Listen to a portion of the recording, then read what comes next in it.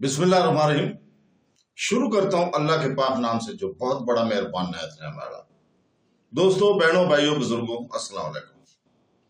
तारीख इस्लाम में हजरत खालिद बिन वलीद की दास्तान जारी है।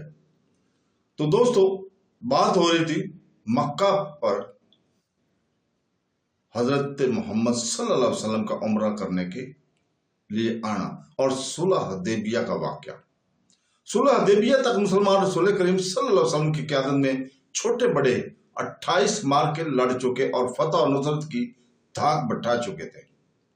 मुसलमान उम्रा करके चले गए। वो 2 महीने गुजर गए। इन 2 महीनों में खालिद पर खामोशी तारी रही, लेकिन इसी खामोशी में एक तूफान और एक इनकलाब परवरिश पा रहा था। खालिद ने मजहब में कभी भी दिलचस्पी नहीं ली थी।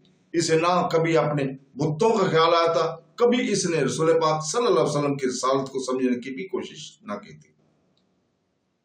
मगर अब अज खुद इसका ध्यान मजहब की तरफ चला गया और वो इस सोच में खो गया कि मजहब कौन सा सच्चा है और इंसान की जिंदगी में मजहब की अहमियत और जरूरत क्या है। अकरमा एक रोज खालिद ने अपने साथी सलात अकरमा से, जो इसका भतीजा भी था, कहा, मैंने फैसला कर लिया, मैं समझ गया हूं। क्या समझ गया हो खालिद? अकरमा ने पूछा। मोहम्मद सल्लल्लाहु अलैहि वसल्लम जादूगर नहीं, खालिद ने कहा, और मोहम्मद सल्लल्लाहु अलैहि वसल्लम शायर भी नहीं। मैंने मोहम्मद सल्लल्लाहु अलैहि वसल्लम को अपना दुश्मन समझना छोड़ दिया है और मैंने मोहम्मद सल्लल्लाहु अलैहि वसल्लम को खुदा का रसूल तस्लीम कर लिया। हब्बल और अज़ा की कसम, तुम मजाक कर रहे हो। अकरमा ने कहा, कोई नहीं मानेगा कि वलीद का बेटा अपना मजहब छोड़ रहा है। वलीद का बेटा अपना मजहब छोड़ चुका है। खालिद ने कहा, क्या तुम भूल गए हो कि मोहम्मद सल्लल्लाहु अलैहि वसल्लम हमारा कितने आदमियों को कत्ल करा चुका है? अकरमा ने कहा, तुम इनके मजहब को कबूल कर रहे हो जिनके खून के हम प्यासे हैं। मैंने फैसला कर लिया है। अकरमा, खालिद ने 2 टोक लहजे में कहा, मैंने सोच समझ कर फैसला किया। इसी शाम अबू सुफियान ने खालिद को अपने यहाँ बुलाया। अकरमा भी वहां मौजूद था। क्या तुम भी मोहम्मद सल्लल्लाहु अलैहि वसल्लम की बातों में आ गए हो? अबू सुफियान ने इससे पूछा। तुमने ठीक सुना है अबू सुफियान, खालिद ने कहा, मोहम्मद सल्लल्लाहु अलैहि वसल्लम की बातें ही कुछ ऐसी हैं। मशहूर मुअर्रिख वक़दम वक़ाती ने लिखा है कि अबू सुफियान कबीले का सरदार था। इसने खालिद का फैसला बदलने के लिए इसे कत्ल की धमकी दी। खालिद इस धमकी पर मुस्कुरा दिया, मगर अकरमा बर्दाश्त न कर सका, हालांकि वो खुद खालिद के इस फैसले के खिलाफ था। अबू सुफियान, अकरमा ने कहा, मैं तुम्हें अपने कबीले का सरदार मानता हूं, लेकिन खालिद को जो तुमने धमकी दी है वो मैं बर्दाश्त नहीं कर सकता। तुम खालिद को अपना मजहब बदलने से नहीं रोक सकते। अगर तुम खालिद के खिलाफ कोई कार्रवाई करोगे तो हो सकता है कि मैं भी खालिद के साथ चला जाऊं। अगले ही रोज मक्का में हर किस्म की जुबान पर ये अल्फाज थे, खालिद बिन वलीद मोहम्मद सल्लल्लाहु अलैहि वसल्लम के पास चला गया। खालिद यादों के रेले में बहता मदीना को चला जा रहा था। इसे अपना माजी इस तरह याद आ रहा था जैसे घोड़े पर सवार मदीना को नहीं बल्कि प्यादा अपनी माजी में चला जा रहा है। इसे मदीना के ऊंचे मकानों की मंडेरें नजर आने लगी थी। खालिद इसे किसी ने पुकारा, लेकिन इसे गुजरे हुए वक्त की आवाज समझकर इसने नजरअंदाज कर दिया। इसे घोड़ों के टाप सुनाई दिए। तब इसने देखा, इसे वो घोड़े अपनी तरफ आते दिखाई दिए। वो रुक गया। घोड़े इसके करीब आकर रुक गए। एक सवार इसके कबीले के मशहूर जंगजू अमरो बिन आस थे और दूसरे उस्मान बिन तला। दोनों ने अभी इस्लाम कबूल नहीं किया था। क्या तुम दोनों मुझे वापस मक्का ले जाने के लिए आए हो? खालिद ने इनसे पूछा। तुम जा कहां रहे हो? अमरो बिन आस ने पूछा। और तुम दोनों कहां जा रहे हो? खालिद ने पूछा। खुदा की कसम, हम नहीं बताएंगे, तुम खुश नहीं होंगे। उस्मान बिन तला ने कहा, हम मदीना जा रहे हैं। बात पूरी करो उस्मान, अमरो बिन आस ने कहा। खालिद, हम मोहम्मद सल्लल्लाहु अलैहि वसल्लम का मजहब कबूल करने जा रहे थे। हमने मोहम्मद सल्लल्लाहु अलैहि वसल्लम को खुदा का सच्चा नबी मान लिया اور پھر ہم ایک ہی منزل کے مسافر ہیں۔ خالد نے کہا آؤ اکٹھے چلتے ہیں۔ وہ 31 مئی سن 628 عیسوی کا دن تھا جب تاریخ اسلام کے دو عظیم جرنیل خالد بن ولید اور عمرو بن عاص مدینہ میں داخل ہوئے۔ ان کے ساتھ عثمان بن طلحہ تھے۔ تینوں رسول پاک صلی اللہ علیہ وسلم کے حضور پہنچے۔ سب سے پہلے خالد بن ولید اندر گئے، ان کے پیچھے عمرو بن عاص اور عثمان بن طلحہ کے تینوں نے قبول اسلام کی خواہش ظاہر کی۔ رسول پاک صلی اللہ علیہ وسلم کھڑے ہو گئے اور تینوں کو باری باری گلے لگایا۔ شہیدوں کو دل سے اتار دیں، ذہن سے ان کا نام و نشان مٹا دیں، ان کی یادوں کو شراب میں ڈبو دیں۔ اس زمین پر جو خدا نے ہمیں شہیدوں کے صدقے عطا کی ہے، بادشاہ بن کر گردن اکڑا لیں اور کہیں کہ میں ہوں اس زمین کا شہنشاہ۔ شہیدوں کے نام پر مٹی ڈال دیں۔ کسی شہید کی کہیں قبر نظر آئے تو اسے زمین سے ملاتے، مگر زندگی کے ہر موڑ پر اور ہر دورائے پر آپ کو شہید کھڑے نظر آئیں گے۔ آپ کے ذہن کے کسی گوشے سے شہید اٹھیں گے اور شراب اور شہنشاہیت کا نشہ اتار دیں گے۔ جس نے تخت و تاج کے نشے میں شہیدوں سے بے وفائی کی، وہ شاہ سے غدار اور ذلیل و خوار ہوا، کیونکہ اس نے قرآن پاک کہ اس فرمان کو حکم عدولی کی کہ شہید زندہ ہیں، انہیں مردہ مت کہو۔ عرب کے ملک اردن میں غمنام سا ایک مقام ہے جس کا نام متا ہے۔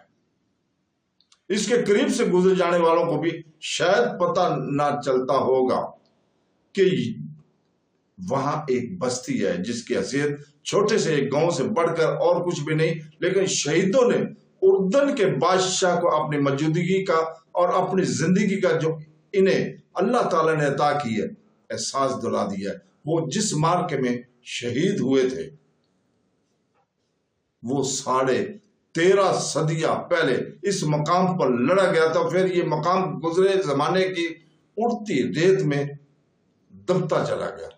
کچھ عرصے سے متا کے رہنے والے ایک عجیب صورتحال سے دوچار ہونے لگے تھے۔ آج بھی وہاں چلے جائیں اور وہاں آپ رہنے والوں سے پوچھیں تو وہ بتائیں گے کہ ان میں سے کوئی نہ کوئی آدمی رات کو خواب میں دکھتا ہے کہ 13.5 صدیاں پہلے کے مجاہدین اسلام چل پھر رہے ہیں۔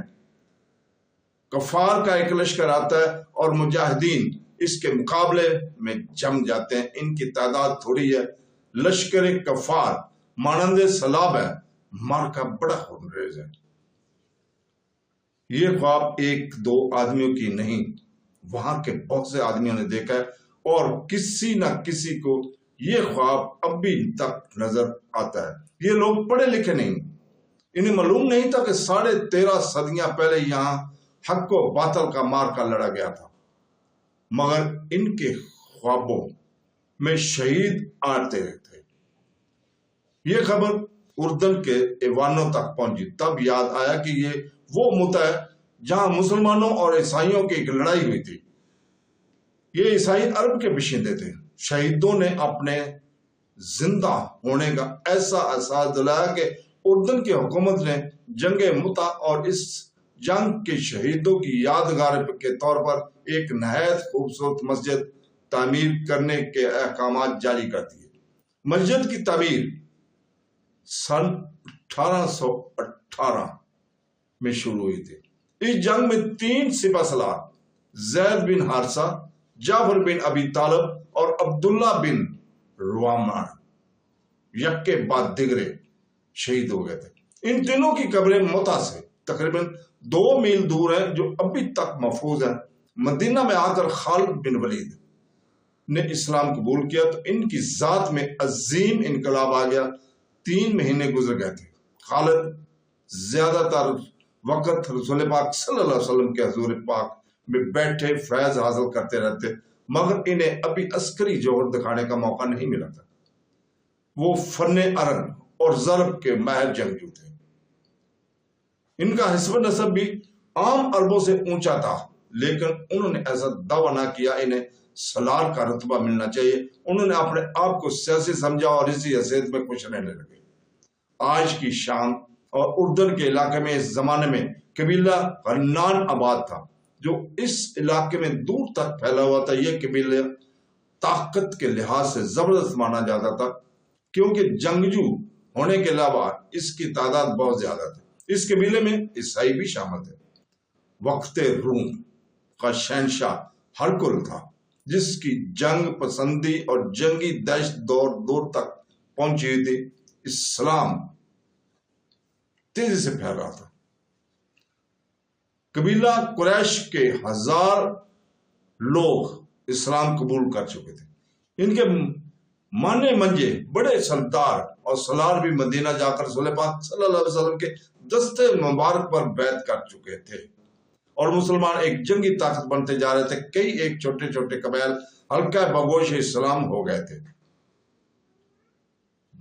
مدینہ اطلاع میں پہنچ رہی تھی کہ قبیلہ غسان مسلمانوں کی بڑھتی طاقت اور اسلام کی مقبولیت کو روکنے کے لیے مسلمانوں کو للکارنا چاہتا ہے، جنگی تیاری میں مصروف ہے. یہ بھی سنا گیا کہ غسان کا سردار اعلیٰ روم کے بادشاہ ہرکل کے ساتھ دوستی کر کے اس کی جنگی طاقت بھی مسلمانوں کے خلاف استعمال کرنے کی کوشش کر رہا ہے. رسول پاک صلی اللہ علیہ وسلم نے اپنا ایک ایلچی جس کا نام تاریخ میں محفوظ نہیں،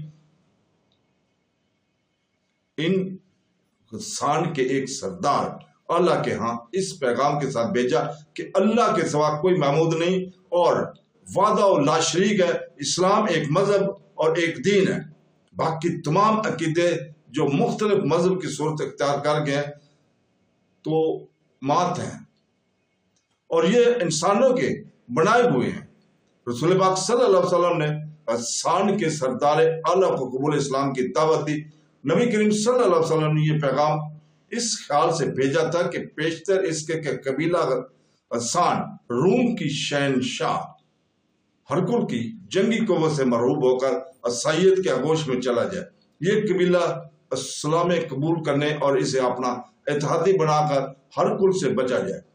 خدا کی قسم اس سے بہتر فیصلہ اور کوئی نہیں ہو سکتا. خالد نے ایک محفل میں کہا ہرکل نے فوج کشی کی تو یوں سمجھ کر باطل کا طوفان آ گیا جو سب کو اڑا لے جائے گا. اور غسان کی خرید اس میں ہے کہ رسول پاک صلی اللہ علیہ وسلم کی دعوت کو قبول کر لے. کسی اور نے کہا نہیں کرے گا تو ہمیشہ کے لیے ہرکل کا غلام ہو جائے گا. ایک اور نے کہا کہ اس وقت ہرکل قبیلہ غسان میں داخل ہو چکا تھا. اس کے ساتھ جو فوج تھی اس کی تعداد 1 لاکھ تھی. غسان کے سردار اللہ کو اطلاع مل چکی تھی کہ وہ پریشان نہیں تھا، ہرکل کے ساتھ دوستی کا ہاتھ بڑھانے کا فیصلہ کر چکا تھا. نبی کریم صلی اللہ علیہ وسلم کا ایلچی بصرہ کو جا رہا تھا. غسان کا دارالحکومت بصرہ تھا. ایلچی کے ساتھ ایک اونٹ پر لدے ہوئے زادے راہ کے علاوہ 3 محافظ بھی تھے. بڑی لمبی مسافت کے بعد ایلچی متا پہنچا اور اس نے ذرا سستانے کے لیے اپنا مختصر تھا قافلہ روک لیا. قریبی قبیلہ غسان کی ایک بستی تھی. اس نے سردار کو اطلاع دی کہ 4 اجنبی بستی کے قریب پڑاؤ کیے ہوئے. سردار نے جس کا نام شرجیل بن عمرو تھا مدینہ کے ایلچی کو اپنے ہاں بلایا اور پوچھا کہ وہ کون ہے اور کہاں جا رہے ہیں.